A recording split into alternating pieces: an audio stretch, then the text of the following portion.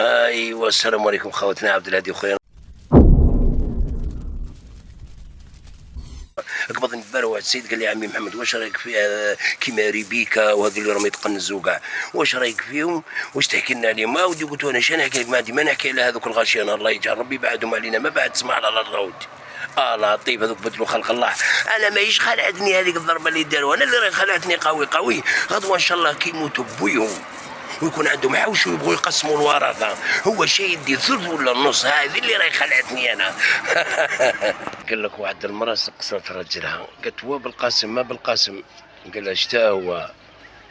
قالت له يرحم بابك بغيت نسقسيك النهار اللي بغيت تخطبني شكون اللي ورالك دارنا وعرفتها وجيت لينا؟ قال لها العديان قويين.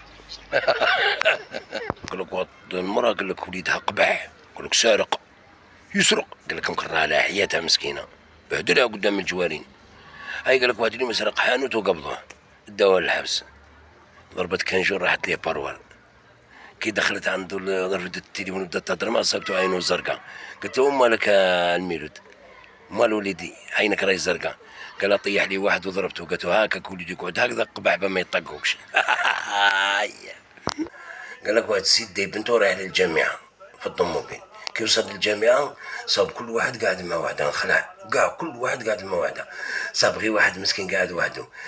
قارة قال بنته دروك نجي، راح ليه قال له السلام عليكم، قال له السلام ورحمه الله بابا، قال له اسمح لنا طولنا عليك.